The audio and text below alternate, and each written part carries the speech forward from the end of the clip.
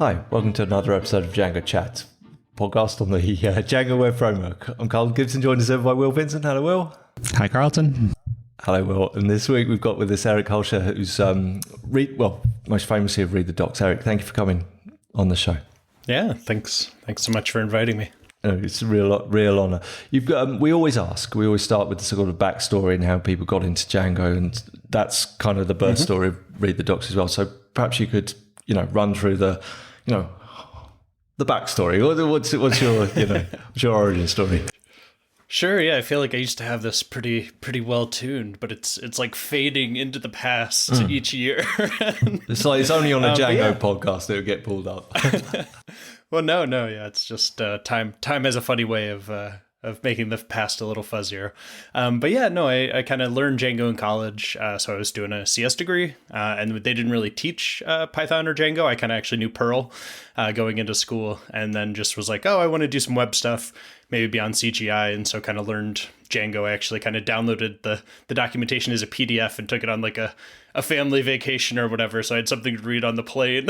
So you must have printed that. No, it was just like on a laptop or whatever. Okay. That weighed probably like 8 pounds. Okay.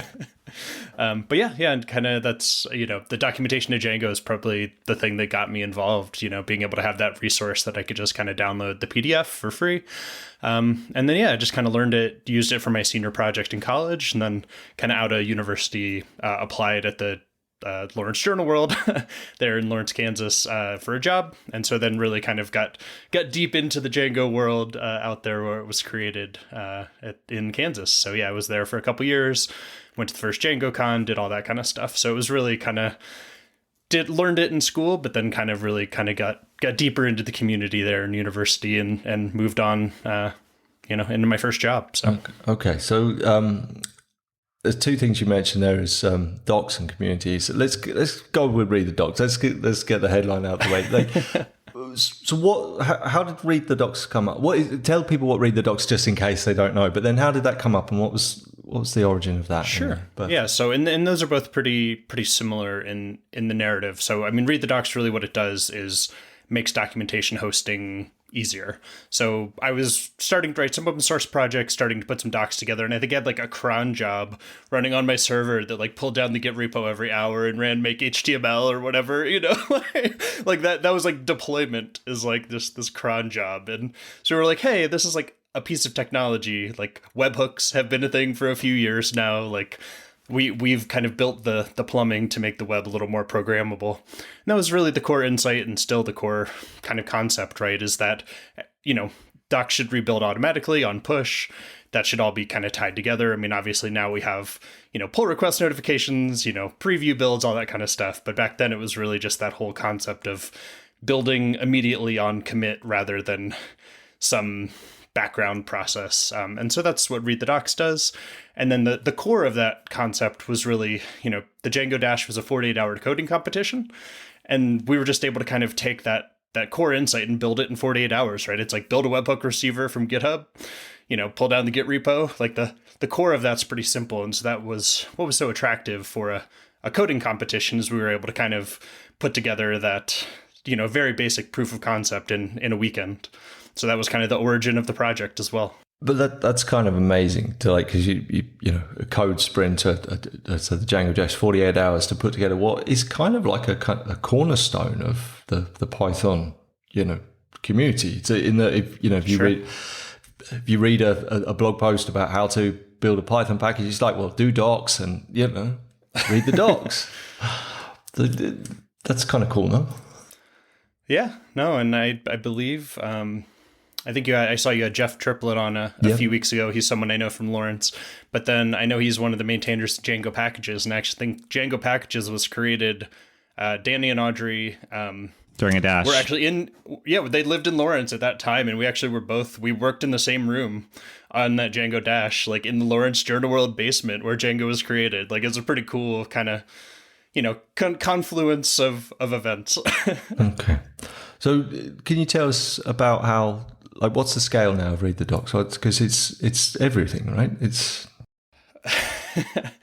Yeah, so I mean, scale's a fun thing. There's a couple different metrics. I think we're doing, what is it, 500 million page views a year now? Something in that.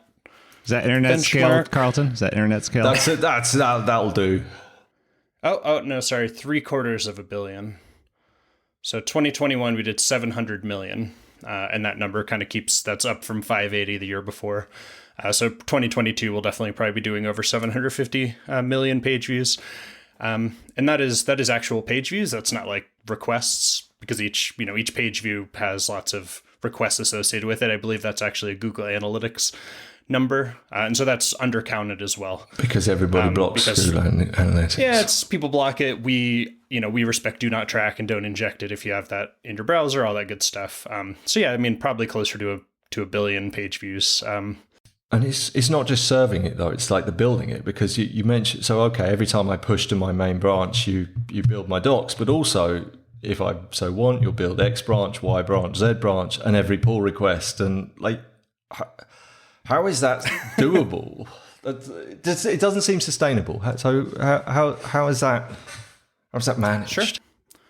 Yeah, no, I mean, we do kind of for the past year, we've had about 8 people on the team. We're down to 6 at the moment because we did staff up a little bit. We got a Chan Zuckerberg grant for the last couple years, and so we were able to have a little bit more staffing from the money there. But yeah, so the business itself, like I said, there's 6 people working on it full time at the moment, and that's all self-funded. And so about half of that money comes from advertising with ethical ads, which I know you talked to David about a little bit a couple years ago. And then the other half is we do have kind of a private hosted version. So companies or people with kind of public SaaS docs that, don't want ads and want better support and some, auth features, that kind of stuff. They're able to pay kind of for our private hosting as well. So similar to GitHub and all these other things, right? The kind of free for open source, paid for private. So but while I've got you, so I'm a company director and I'm using GitHub, and I see they've got GitHub pages. What's the USP for Read the Docs for me? Why should I use Read the Docs? Definitely the big thing is just kind of the core features that we're able to provide, redirects, versioning, all that kind of stuff, and that kind of build and deploy step, right? GitHub Pages doesn't do build previews, doesn't do all that kind of stuff. And you can do, if you want to maintain like hundreds of lines of YAML and Python scripts and whatever, you can kind of hack it all together. But the nice thing with Read the Docs, right, is it's all integrated, it's all supported. You have somebody that will actually respond to your email. And then, the big thing is that kind of integration with building and deploying. And so we have a lot more hosting features, right? With GitHub Pages, you basically are just, here's some HTML on the internet. You don't have any of the stuff we do. We do search indexing. We do all that kind of stuff. So it's a much more kind of fully integrated solution. But there's definitely people out there that if you want full control over it, right, you can hack it all together a million different ways yourself. So there's a wide range of deployment realities in the world. but that cost of hacking it all together yourself is much more than the hosting cost of Read the Docs, right, on a monthly basis. Oh, of course. Yeah. And I mean, it's going to be more likely to break. And then when it breaks, you have nobody to call, right? That's the big thing. I do think our support really sets us apart. You send an email and almost always within, 4 to 6 hours, you're getting a reply with people who actually know what they're talking about. Yeah, right. Okay. So I'm sure you've spoken of this elsewhere, but Read the Docs didn't have ads initially. You've had this growth. So looking back on it now, because how many years has it been? It's been quite a few years since you 12, I think, right? I believe. Yeah. 2010, I believe, is when we started at summer 2010. So I just curious how you look at, the cost rising. You're not trying to profit maximize per se. So deciding to add ads, and then that gets to ethical ads, which I think would be good to talk about again, because that was 2 years ago. And to me, that's really cool. Like Jeff and I have talked about Django packages. If he does ads, he wants to do ethical ads. So I guess a loaded question of like, what was that journey like where you've got growth, but then you go, ooh, but costs are going up and we don't want to just spam up this thing that we have. Totally. Yeah. No, I mean, I've talked a little bit about this over the years, but definitely, I viewed advertising as kind of the the last option. We tried, there's all these things on open source, how to fund it. You can do these donation drives, you can do these support contracts that don't actually get anything, but like it's a way to back channel money from corporations, or, we can do contracting, training, all this kind of stuff. And I have a blog post, which we can probably put in the show notes, but really like we tried a lot of these other models, and at the end of the day, they all distract. They either, bring in almost no money. So like donations, lots of people have tried donations, and it's you look at people's GitHub sponsors and it's like $32 a month or whatever. And it's like, yeah, that's not going to sustain someone for a full-time team working on this.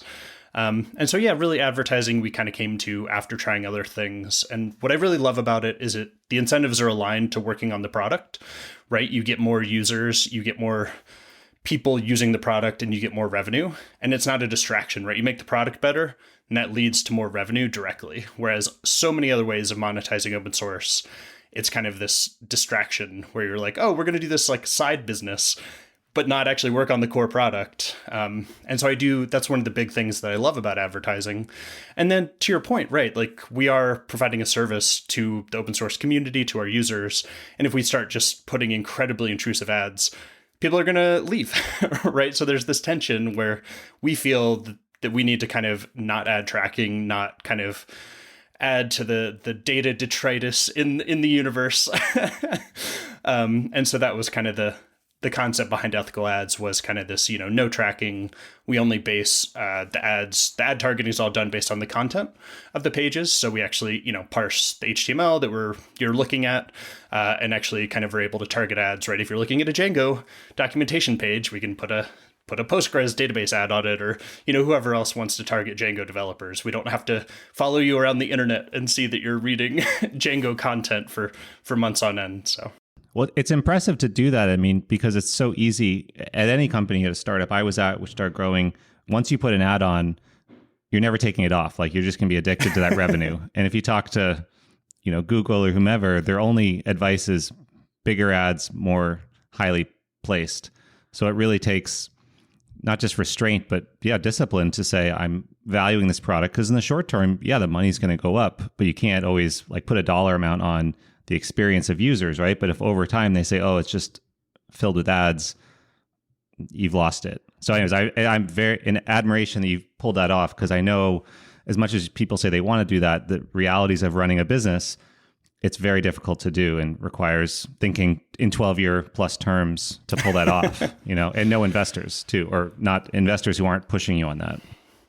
Totally. Yeah, no, if we were venture backed, right, there would be someone who would definitely be like, just put another ad in there and you get more revenue, right? It's a real easy solution. It's a very slippery slope. And similarly, like running the business as well, right? Like there are certain advertisers that will not advertise with us because they can't inject tracking.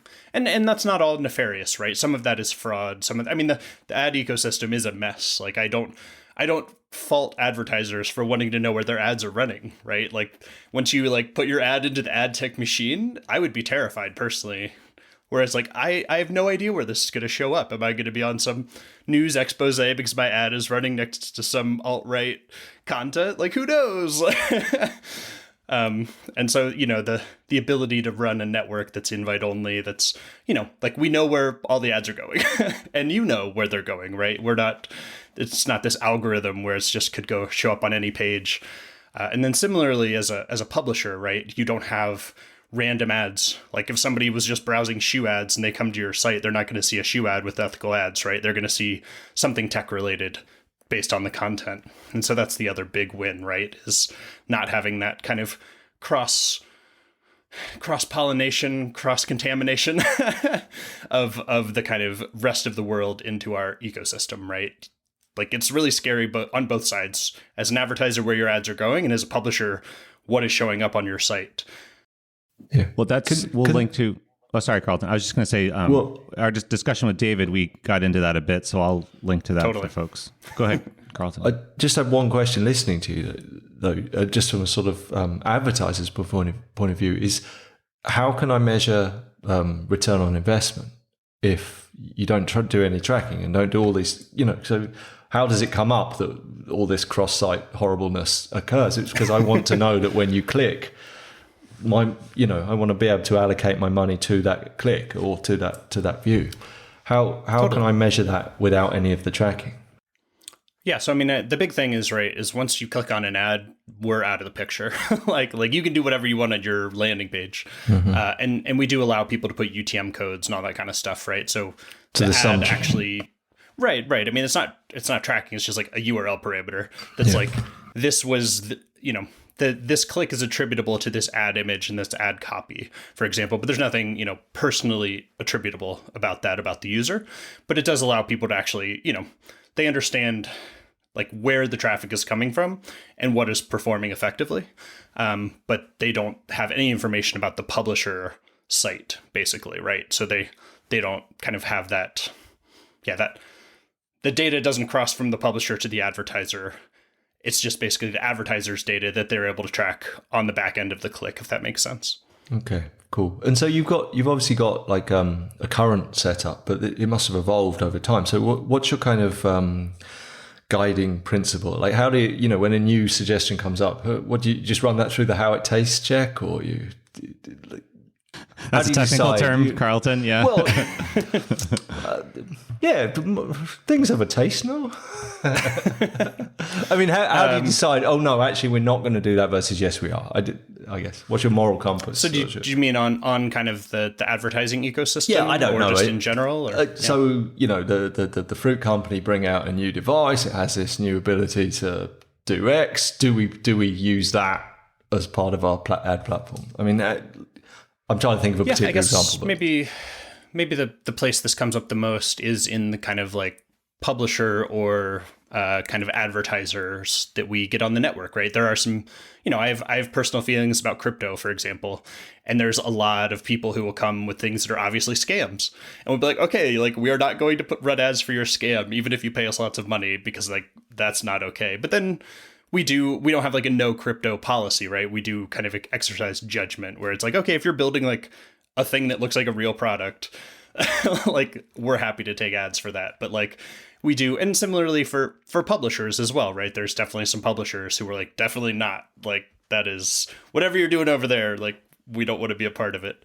And so I guess that's where that kind of comes in the most frequently. And then in Read the Docs land as well, there's definitely a little bit of that, but not quite as much, but around, censorship and, the question of like hosting Russian content, all that kind of stuff, has been very relevant, recently. And so I do think there's a lot of interesting questions there that are becoming more and more relevant to people in open source. So yeah, it just out of quick, is Russian content sanctioned at the moment? As an American, Nope, no. But basically, I think the main issue we've actually hit is that Russian companies can't pay us. Right. Okay. Because so I do think we lost a couple customers because the kind of all the payment rails have all been removed. But yeah, we're not, to kind of answer that question, we're not doing anything beyond what is legally required, right? We don't need to get too deep into the politics of it. But, no, I was just wondering if it was from a legal perspective whether it was sanctioned. But yeah, it's the payment rails, as you say. So perhaps to change just aspects slightly. Sure. Can I ask about Sphinx, because you're still very much involved in the Sphinx world, and I love Sphinx. I use it. You've given a talk on integrating it with Django, I believe, Carlson. Yeah, okay. So like, I have a little Django Sphinx View package, which just helps you serve your Sphinx rendered content in the Django via the Django template language, so you can integrate it into your site, which may or may not be what you need, but that's what I needed. What I was going to ask is like, Sphinx is quite old and mature, and so it's both got the superpower, but also the craft, and it's a lot like Django. Yeah, well, exactly. So how's it keeping fresh, and what are the exciting technical developments in the Sphinx world? Totally. Yeah, no, I think the biggest kind of exciting thing is definitely kind of the quality of the markdown support that has been built for it. So this is actually also CZI money. This is the Executable Books project. And they're the ones who built Jupyter Book. And they also built Mist, which is like, we originally tried to do Recommon Mark, which is, basically pulling markdown content and generating in a DocuTills AST. So basically just that first step where you actually take the source from disk and turn it into something in memory. Basically, being able to have Markdown and RST both get turned into the same in-memory AST. And so we did a version of that originally, but they didn't have any funding, and it kind of started to get a little cruft, and it was a lot of work to maintain. And so it was really awesome that CZI was able to kind of fund that work. So they actually had some full-time people working on it for multiple years. And so the Markdown support within the Sphinx ecosystem has gotten really, really good. And so I think that's probably the most, that's the biggest impediment that I think a lot of people have in terms of adoption or selling it within their company. Well, you say to people they've got to use RST, and they're like, different link syntax. Right. But then you show them what our Markdown looks like once it has all the features of RST, and it's like, oh yeah, this is really ugly too. But it's like, yes, that was. I like to say that about 50% of the complexity in RST is not needed, and 50% is there because there is just like a lot. It's doing a lot more than your like basic Markdown, right? Once you add directives, once you add these things that have a lot more complexity to them, like the syntax gets less pretty. But I do think there is some like unnecessary design decisions in RST. And so I really love kind of that Mist is able to kind of bridge that gap, right? Where you're able to take Markdown, you're able to introduce the complexity so people can still use Sphinx features. You can have a talk tree, you can have all that kind of stuff in your Markdown and have it all kind of be pretty native. But then, yeah, it's all just Markdown at the end of the day. Is there more that we should ask you about Sphinx? Because we want to ask about that, but then there's a whole host of other things to ask you about. Yeah, I mean, I think the big thing within the Sphinx ecosystem is definitely funding, right? Like we actually applied for a CZI grant because I think one of the questions I saw in the notes was kind of what's our relationship with Sphinx, right? That came from Jeff, by the way. I asked Jeff, I was like, Jeff, what should I ask Eric? And he's like, but one of the cool things about our CZI grant is that we did write some money in for helping with the Sphinx ecosystem around documentation specifically. So we actually contributed the Sphinx tutorial. For the longest time, Sphinx didn't actually have a tutorial. And so that was one of the things we were able to do with our grant. Same with Read the Docs, actually. We didn't have our own tutorial for the longest time. And so with that money, we were able to kind of contribute that to the Sphinx ecosystem. And we were really able to kind of dig a lot deeper into that relationship. Historically, we've helped, we put a PR in here and there, but we're not super involved with the development. And so that grant money really did allow us to delve a little deeper into that. Then unfortunately, we applied for a kind of a larger Sphinx specific grant, and that actually wasn't accepted by CZI. So we were really hoping to be able to kind of start to build a little bit more in the ecosystem. One of the there's a lot of really wonderful extensions for Sphinx that nobody knows about. And that kind of like that ecosystem management, I think, is a huge missing piece. Testing those across releases, Pradian, who's done some wonderful work with the Furo theme. I think that's one of the other really exciting things lately is the Furo theme has become a really, really wonderful version of a Sphinx theme that's pretty modern. And so that's probably the other exciting thing. But he's also worked on sphinxthemes.org, which actually gives you like a fully rendered list of all the themes with a mobile view and a dark mode and all that kind of stuff as well. So yeah, he's done a super job there. We linked to that. I was just going to say, it sounds like you have a really good relationship over the years with CZI. I'm just thinking, Django has no relationship with them. And yet these things you've mentioned, funding for docs, all these other things, so Django itself, listeners know we go on about this. We're about to have the JetBrains promotion tomorrow, June 1st. So this will come out, I think, a week after. But Django is sort of makes enough to do what it needs to. But in terms of having a docs fellow, having more tutorials, having accessibility, all these things, we haven't been able to sort of tee that up and identify sources of funding outside of Kickstarters or putting ads on the site, which we don't want to do. We had like Carbon ads, to speak of one. They're for vertical focused on tech, and like Vue.js just redesigned their docs and it's in the sidebar, and Carbon helpfully sent us a thing saying, hey, your sidebar would look great with Carbon ads. And we could do that. But anyway, just as it's interesting to think of the ecosystem of funding out there. Django has gotten grants from frankly random foundations. Mozilla, I believe. Well, not just Mozilla, but just some place somewhere in the Midwest we have no connection with. They'll just send us sometimes $10,000, $15,000, $20,000 to help. But we're not as, we're not able to, we're so small, we can't be proactive about that. And so I guess to lead into a specific question, you've been involved with the PSF, the Python Software Foundation, I believe as a director, and then also a working group around funding. So I send that over to you as, what can Django take from your experience at the larger organization dealing with these issues?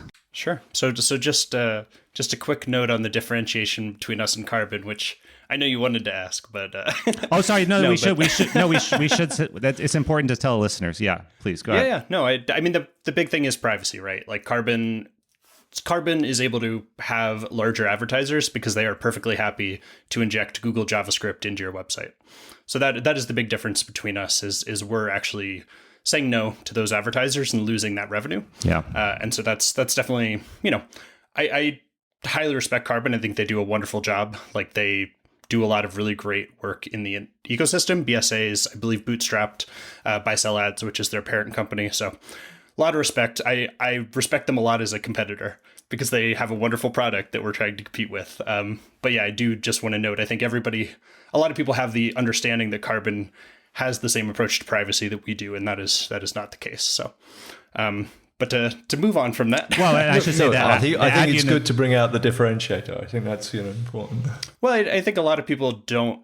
They look the same, right? And people think they are the same, and I think that's one of the big things we've had trouble with is trying to really kind of convey the privacy aspects that we're basically losing money over. Preserving the fact that your website should not send data to Google unless you agree to send that data to Google. Well, do you see, so DuckDuckGo, right? That would be an obvious comparison in terms of how they've managed things.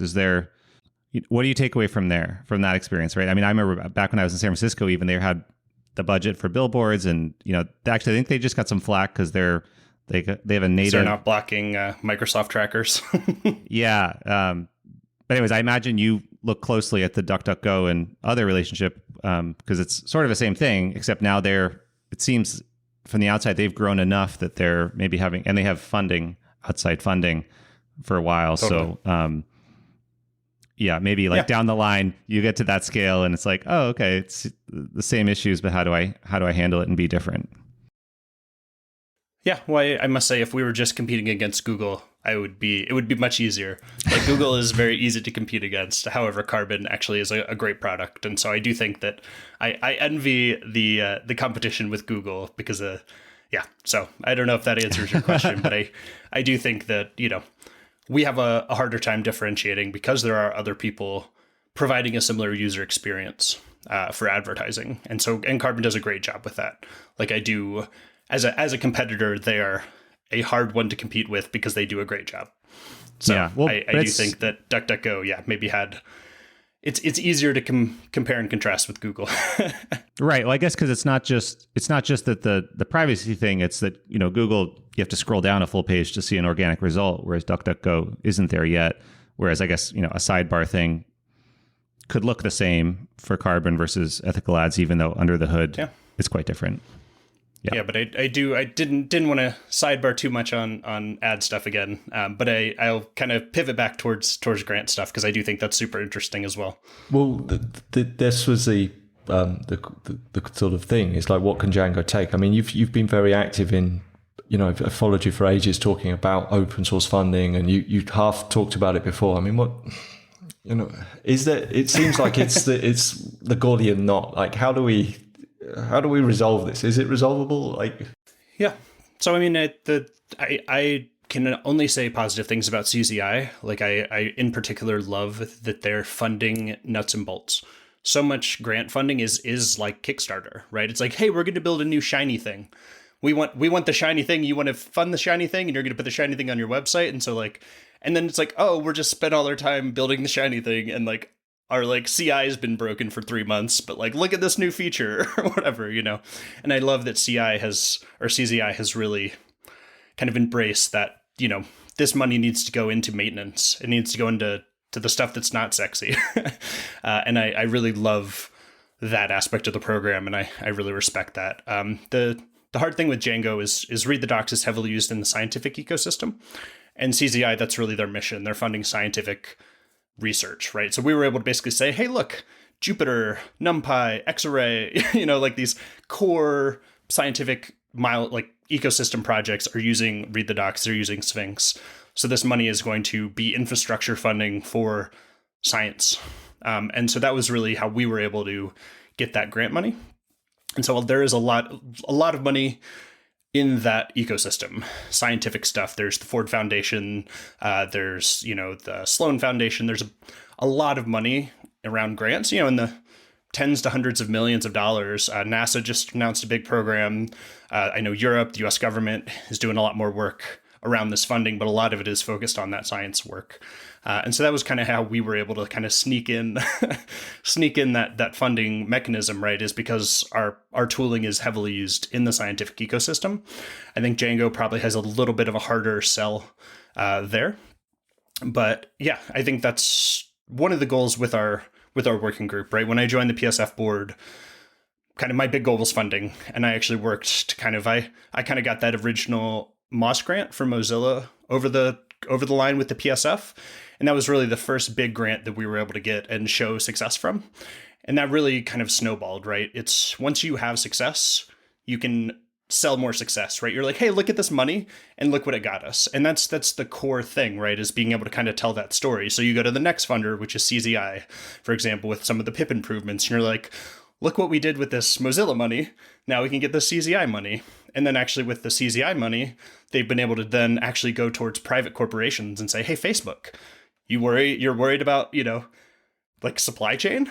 Hey, Google, you worried about supply chain? Like, give us money. And so then they're able to, then bring in, hundreds of thousands of dollars of private money to work on that kind of core infrastructure. But it really is kind of this snowball. And that was kind of the theory that we were working on back when we first started applying for grants. But that's really kind of what's been able to be executed there. And so the goal, we kind of put that together, and then I stepped down from the board.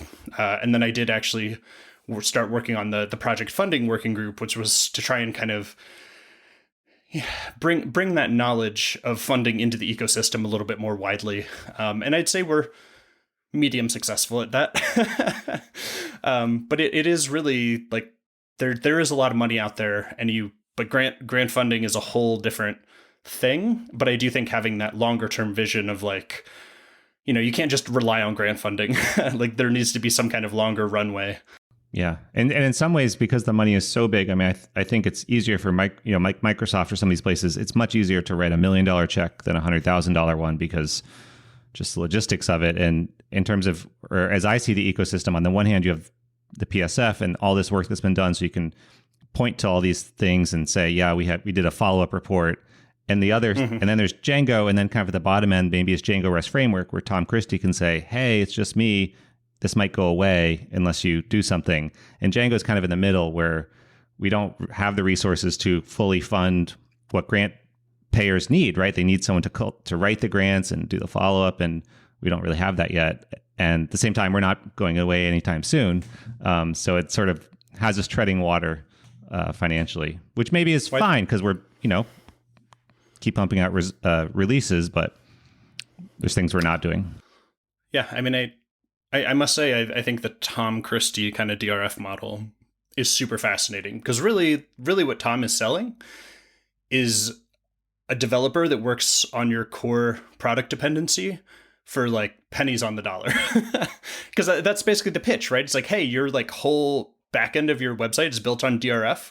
Your mobile app is all API driven by DRF. Like, you want to see that continue to improve. You want that dependency to get better and better. And by giving us $500 a month, if, 50 other companies give us $500 a month, you all get the same product. You get a full-time developer working on this release for, or not even that much. I mean, $50 a month, 100. I did the math wrong on that. But yeah, like that's really the narrative that I think DRF is working within. And I think that's super compelling, personally, because I find that kind of that business case, right? I do think with grant funding, with any kind of private corporate funding, right? The PSF is getting money because like supply chain security is a big deal. And like it's still a fraction of the money they should be getting, but it's still, they're solving that core business need. And I think that's really the big thing, right? Is grant funding, private donations. It's still sales. You still have to kind of be solving a problem that organization needs solved. And I do think that's somewhere where Django struggles a little bit, right? Is and Read the Doc struggles in this way sometimes as well. Is like you're almost too foundational. Yeah, you're too stable, too mature. Like people don't they don't feel the pain or sense the pain of it going away. But then it's also you're not at the project lifecycle where the new shiny thing is like a super obvious, like Django migration Kickstarter, obvious shiny thing. Yeah. But I think you mentioned it before, is that you do something to raise money, which is a distraction from the core project. So I'm 100% convinced that if we go, if we say, hey, do you use Django? Do you use Django? Do you use Django? You do? Oh, brilliant. Why don't you fund, if we go out and do that fundraising effort, we could double or triple the number of corporate sponsors of the DSF, small agencies around, bigger companies that are using it, of the DSF. But who in the Django community has got that time and skill set to go out there and make those fundraising calls? Nobody. There's people contributing to the framework. There's people, working on it. But that sales job is entirely distinct. It's a totally different skill set. Well, I think it's also, sort of like you, Carlton and I are a bit of a broken record on this topic. The fact that Read the Docs now has full-time employees, no one outside of a very small number of people knows how Django is actually structured, and why should they? But it makes it hard to, DRF, you can say, oh, it's Tom. Of course it's Tom and Carlton and others, but it's made, that's easier to think about. Like Django seems this like amorphous thing. It doesn't seem like it's going away, and it seems harder to just to know and care why things are happening. This, so yeah, there's almost a branding problem. I almost think if we on the website described how it's like on the homepage or something more prominent and said, hey, this is the entire budget for Django is basically $200,000 a year. Like, there's a lot. That's less than a Django dev makes in most major cities. Yeah. Developers are scared to promote things. Yeah. Like the fact that I can go to the Django project website and not see a logo of a sponsor is a failure, because the big thing I've also learned, like with ethical ads, the biggest revenue generation, the biggest awareness we have is the ads, right? So by highlighting your sponsors, you're showing that you have a sponsorship program. Right. And there's the thing on the sidebar, right? That's like some random Django developer gave us $2 and it's like, okay, great. Like I can give Django $2. That's what you're telling me. But if I went to the Django project website and there was a huge Google logo at the bottom and it was top tier sponsors, I'd be like, oh, that's a thing. I want my company logo there. Maybe I'll email my manager or whatever. But I do believe increasing the visibility, it's very it's antithetical to a lot of what developers think about in the world. But increasing the visibility of sponsorship actually leads to more sponsorship, which once you think about it, makes sense. Yes. But nobody in the developer community is I'm going to put a PR together to put the sponsor logos on the webpage. Well, this is, you're on the DRF members list where I sent something around recently. Carlton and I've had many discussions. That is the obvious, easy thing to do, is to, like Vue.js, have the sponsors, instead of buried on some page no one can see, somewhere on the homepage, and then just put, instead of a random person, have some prominence for a certain tier, put you in the sidebar. But getting, as communicating a financial need when it's not like you're going to run out of money tomorrow, but you kind of do need it. Like as treasurer of Django the last 3 years, I would like us to have less than a 1 year runway if something happened. That's not great, actually. And we've actually been working with the PSF. The PSF is using our hosted ad platform with ethical ads to put sponsor logos on every PyPI sidebar or PyPI. Every time you go to a PyPI project in the sidebar, there is a logo for a sponsor. And if you click on that, it goes to the page with sponsorship. Yeah. Right. Okay. And that is really them they're working with us and work with them to promote the visibility of their sponsors, to get more sponsorship and to provide value, right? I do think the idea of having your logo on the PyPI package index is valuable to sponsors. Yeah. So that is like Django packages too. Yeah. Or if you're a Django shop, if you're a Django using company, to be on the Django website is a great way of drawing potential hires. I mean, it's a huge value add to sponsors. And then you put that in your prospectus, right? Like that is a thing when I go to my boss and they're like, wait, why should we give Django money? It's like, well, because we use it, obviously, because we're good people. But like the good people argument, like, does not sell. like people love being good people. And so they'll give $10 to like some charity, once a year. But like, if you actually want to get companies to engage with, 5-6 figures, like, you need to give them that visibility and you need to give them something they can sell, right? They need to be able to justify it when they go to their boss, right? It's like, what's the cool screenshot I can send to my boss in an email that's like, hey, I'm so glad we did this deal. Look at all the value we're getting. Right. And like, all the traffic.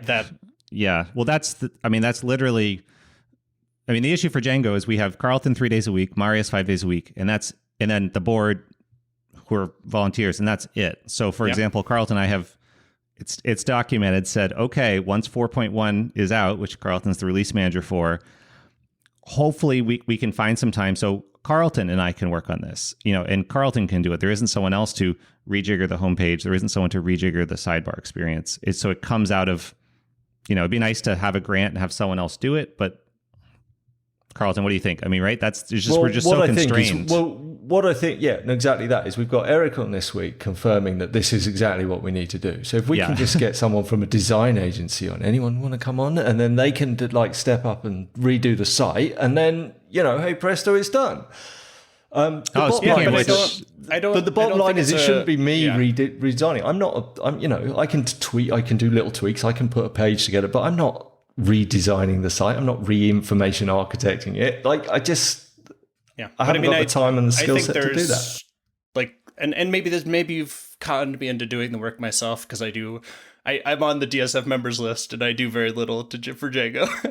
But no, it's like simple things, right? We don't ask people to do that though. That's the thing. Like as a board member, our whole last couple of meetings is, hey, people aren't doing stuff. And it's like, well, we don't ask them to, right? There's 200 members. They're not asked to do much. I sent an email kind of raising a flag, and I think we're really hurting from the lack of in-person meetings, personally. Yeah, no, COVID has really kind of changed the dynamics. The reward you get from going to a sprint or something is a lot less. The dopamine hits are not as strong. Even okay, so let's redesign Django project site. Okay, so how does that actually happen, right? Like, I'm on the board. I guess we could just decide, but I would rather have discussions with prominent Django people at DjangoCon, talk about it in the members. There's this, because it's not a dictatorship, you sort of well, I could start on it, but I kind of know the pushback I'm going to get. And since it's all volunteer work, it's a lot of work to do on a maybe, instead of somehow getting everyone to say, we need to redesign it, and here's these finalists and who's going to PM it and all the rest. It's in the absence of in-person meetings, it just becomes harder to push that through. Well, it's impossible to push through even with in-person meetings. I saw some of the background of the Python website redesign, and that was a huge amount of work. And I think within open source, get governance, authority, who actually feels empowered that they could actually change the website is a huge question, right? It's one of the hardest things about open source is who feels they have the authority to add. Say you put ads on the Django project website, who feels that they can actually make that decision, right? And I don't think anybody does. In some way, there's a legal person. There is a person who has that legal authority, but do they feel empowered to make that decision? You're talking to them, I think. So, But that is a classic thing, right? It's who feels empowered to make that process, and then doing a web design or redesign is super hard. Even for people with infinite funding, it's a nightmare. Yeah. So it is don't feel bad, because it is a hard problem. But I do also want to step back in scope, and I know there's a thread in the website or in the DSF chat about redesigning the website, but I'm not talking about redesigning the website. I'm talking about putting the logos on the current website. Yeah, it's the homepage and the sidebar. Yeah. Changing the link at the top that says donate to sponsor. Because donate is not like donation is like, no, do not use that word. That word is bad. That means I am a corporation and I get no value. What you want sponsors. And your members can be sponsors. It doesn't mean they have to give, you can be a $5 a month sponsor or whatever. But I do believe that like donation as a concept is something that like corporations equate with like a different budget than sponsorship. Like sponsorship's marketing money, donation is like we do a matching fund for our employees budget. Sponsorship is how you actually give value to people. Like, is there a prospectus? Like if I'm a company, what do I get when I give you money? Like, is there something I can then send to my boss to be like, hey, I think we should be a bronze level. I mean, it's the exact same thing as a conference sponsorship, right? You need the prospectus, you need sponsorship, you need value. And the PSF has been doing a lot of work kind of adding, like selling sponsorships and merging conference and community benefits, which is really kind of interesting. We've done some of that with Write the Docs as well, where we actually sell, job postings as part of a conference sponsorship that shows up on our community job board to try and kind of spur the usage of that job board. Yeah. And so much of this, right, is super basic, but it's really hard, right? If you're just a bunch of developers and you're like, how do I build a sponsorship program? Like, well, it's it's also not that, it's why do we have fellows? It's all the stuff that needs to get done that isn't as fun to do, right? Like all this, and for me, like I would really like to see these things happen, but I like personally don't have the time to do it on top of being the treasurer and all the things I'm doing. So one thing which I saw you did, one path I might take is to step down from the board and to try to work specifically on some of these things so that I have the time to do it and I'm not doing all the other things I need to do. So it's, yeah, but we need the prospectus, we need the the sidebar. I think also at this point, something, it's also, as a volunteer, I think we would get more people if we had bigger, audacious public goals. It's less enticing to keep something going as a volunteer than it is to, redesign the site, improve the corporate thing, do a new feature.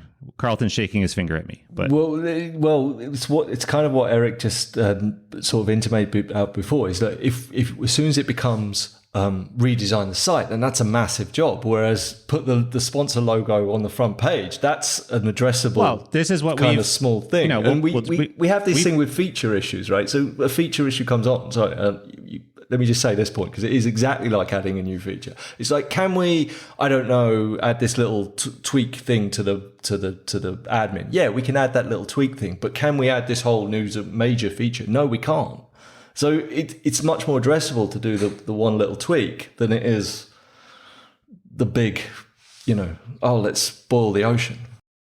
Well, the plan currently is, Carlton, for you and me and others to look at something different for the homepage and correct the sidebar, not a redesign, and ask for forgiveness, not permission, or ask people to comment, which they probably won't, and then see what happens. But I know it's going to help our... Just ship it, and then you'll get all the comments. We're like, yeah. Well, now you commented. I mean, we already did it. I put it on a features flag, so you can just ship it for a day and be like, all right, we'll address the wave of criticism. And okay. Yeah, I mean, we are, though, compared to the Python Software Foundation, as you noted, there has been this big shift from generally most of the funding came from the conferences, and then that's a weakness in general, and then with COVID, that's a real problem.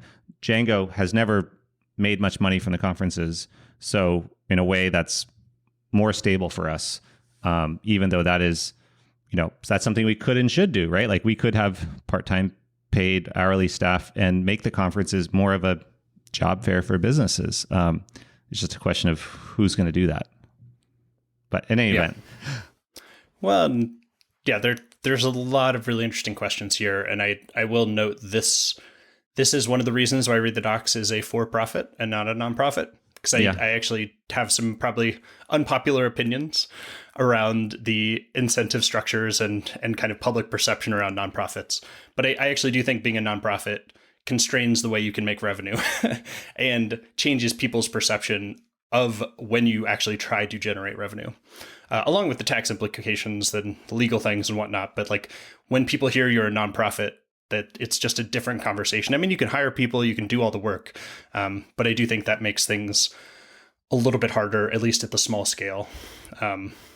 But anyway, that's a separate sidebar. No, I 1000% agree. I mean, even I just came from a business school reunion. In business school, I took a class on nonprofits, and my takeaway was it's twice the work because you have to do all the things of a for-profit, plus all the extra requirements of a nonprofit. Plus, people don't want you to make too much money, so it's just, like for me, I do books and education, and I've thought, well, maybe I should do a nonprofit, right? Maybe it should be like Free Code Camp. But just the logistics of that, you're replacing people who pay you with sponsors and donors who are less reliable. And, again, you get these big spikes, but then you get these troughs. And I personally, if I ever did like a Free Code Camp kind of site, I would make it a for-profit and charge for like 5% of it or something, or have sponsors, ads, right? It just, an actual nonprofit is just so much work. Yeah. But I do think that's one of the things, right? That's part of why it's also hard to define. I mean, it's still just a legal entity, just like a for-profit. It just has a board that controls it. But I think it's just a lot harder for people to understand that it's like, it also has its own needs. It needs fundraising. It needs revenue. Like, I mean, for the DSF in particular, what is overhead? I'm sure is a fraught question. Well, no, I mean, you're on the members list. I mean, and this is partly, I guess, my fault, or just, we don't, the PSF has an annual report that says here's who got paid what and here's the budget, and we have that now since I've been there and working on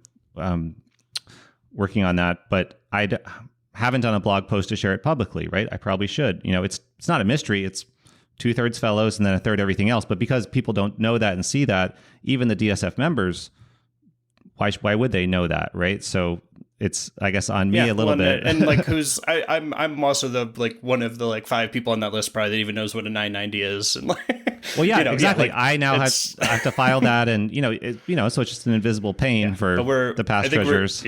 We're getting a little deep in the weeds here, but I do think that in some ways, like that amorphousness is really hard, because it does make it a little harder to figure out where you fit in and how you're going to generate funding. And there are a lot of funding opportunities, especially with grants, that are only available to nonprofits.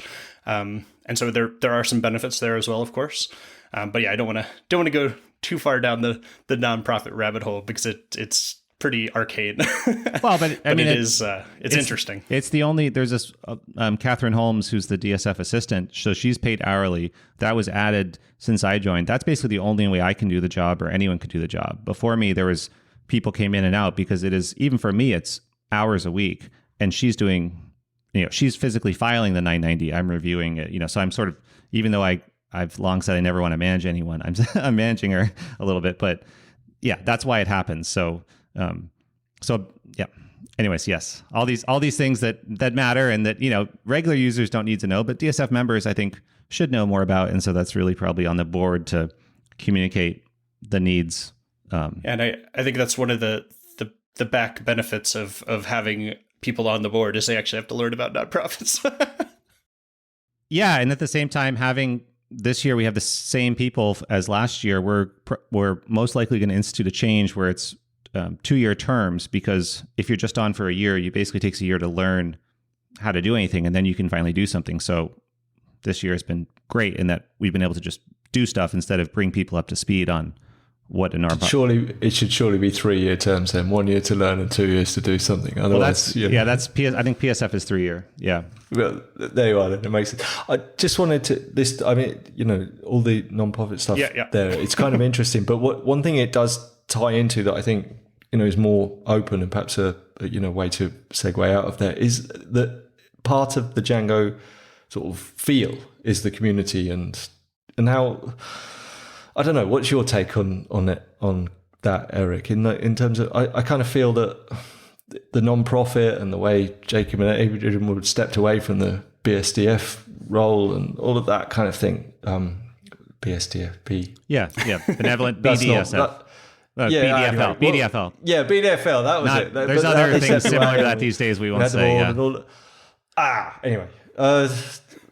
I don't know how to turn it into a Benevolent question now. figures for life. Yeah. Yeah. But like how that's said, like don't the two go hand in hand? Like you can't really have the sort of Django community without the sort of the foundation and the non-profit status and it being the way it is. I mean, there's nothing like Write the Docs, which is the conference I work on in the community as a for-profit organization. There's nothing about the governance or the legal entity. Like for-profit companies actually have more flexibility in terms of being charitable. Right. Okay. If we choose however we want to spend the money, even if the IRS doesn't think it's okay. Like we pay taxes and we do whatever we want. Like cool. And so I do think that like this is part of what I'm talking about, right? People conflate the legal status with the mission, with a bunch of other things that are all wrapped up in how they think about it. And it just makes it a little harder to communicate clearly with people. The need for, we're going to pay somebody to raise money as a nonprofit is like probably a little harder than saying as a business, we're going to do a salesperson or whatever. I do think there are people in the community that have this skill set. But yeah, it's just like, it's not a skill set people do for free generally. Like, right. No, and why should they? Why, even like I'm going to raise money conferences. for your organization and then you're going to give me none of it? Wait, is that it's like even weirder and more awkward with money. You're like, oh, so my job is to generate revenue and get paid nothing. Oh, great. This makes a ton of sense. But yeah, no, I think that there's a lot of small things that the DSF could do to better convey the value it provides. And I think the donate page does a great job, but like it just needs to be more pervasive throughout all of the content, all of the kind of marketing, all the communication.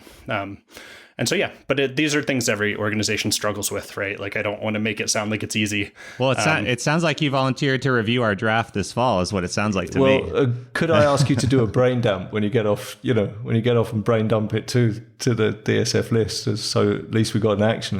So, you don't have to, but if you did, that would be amazing. I'm definitely, there's lots of ideas here, and obviously I've been failing at blogging for a long time, so maybe that's the proper avenue for these thoughts. To finally get a blog post out this year. Well, we're coming up on time. What haven't we asked you, right? I mean, what do you want to tell people about that we haven't teed up? I'm a little sad that we had the PCT on the notes and hiking stuff. But, let's talk about it. Okay, so I saw that, and so you've done the Pacific Crest Trail runs on the West Coast, and well, Jacob did the whole thing, and you did 800 miles of it.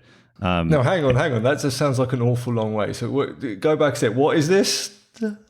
It's a hiking trail. The PCT runs 2,600 miles from Mexico to Canada along the US West Coast, basically. But yeah, and I did 800 miles and ended up breaking my foot by walking too much. I got a stress fracture. So that was did not choose to stop. But yeah. Which section did you do? The north south or south north? South north. So basically, I did the worst part. Yeah, because I've done the John Muir Trail, which is like the best part, which is only 220 miles from Yosemite to Mount Whitney. So you didn't get to Mount Whitney then? I got to Whitney, so I went out at Kearsarge Pass. So yeah, I got. The PCT that's is like the next one, basically. Yeah, the PCT is like 700 miles of desert, like in the south, and then you finally get to the High Sierra, and that's like the best part. And you're in good shape, and you're like ready. You're doing 20 miles a day. And then my like foot just like stopped working, and I was like, nah. So I did some at Whitney and got to do that. That kind of saw the beginning of the Guitar Lake, and then to Kearsarge. Yeah. But unfortunately, can you just put a marker in the ground and go back a few years later and pick it up and say, this is where I was, I'm carrying on? Oh yeah, totally. I could go right back in the same pass if I wanted to. But yeah, it's hard to find the time to take 5 months off to hike across the country. But people do this, Carlton. So on the East Coast, there's the Appalachian Trail from Maine to Georgia, which literally I was just home at my parents' house. It literally goes in front of my parents' house in Vermont. And my wife hiked the entire thing after college. I only did a bit of it with her. And people, though, many people can't take the time to do the whole thing. So they'll section hike it, and they will go to it becomes very specific, right? Like you can't skip a section, right? If you're going to do it, you're going to do it. So it may take 10 years, but you want to do the whole thing.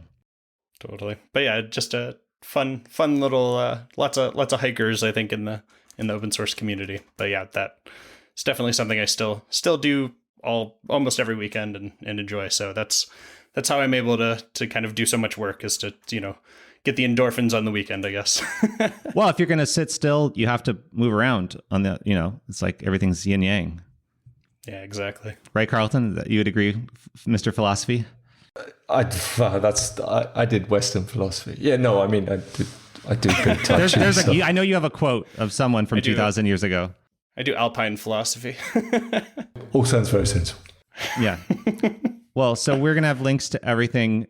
Thank you for taking the time. Thank you for not just the ideas, but just inspiring me, Carlton, others to do the work on Django, because especially around funding, like there's so much opportunity. It's just a question of seeing role models like read the docs, and trying to tackle the easy things to, keep it secure, which is what we all want going forward. Yeah, no, thank you for coming on. Real honor. Security is a great sales pitch. A plus. Yes, just don't be. Yeah. All right. Well, go ahead, Carlton. Carlton. I was just going to say, no, security, like the security team who, don't get much daylight. They do a massive job. We get reports every single week, and there's experienced developers giving time there. Like that if we were to put that work more front and center, there's a thing that companies we could have can we could have like an unsecure version, right? Like the free version of Django versus the premium version. I know that's you can't pay for security. It's not a feature. I feel like this is a whole nother thread that we're gonna jump onto that we don't have time for. But it sounds. No, can't I do stop. think it's a great kind of avenue, though, right? To kind of highlight that work. Yes, to highlight it and put it forward. Yeah. Yeah. Well, I was gonna say we are at DjangoChat.com, Chat Django on Twitter. This is actually our last live episode of the spring. We will be back in the fall. So we'll put out replay episodes. But Eric, thank you so much for taking the time. Totally. Thanks I appreciate it. All right. We'll see everyone next time. Bye-bye. Bye-bye.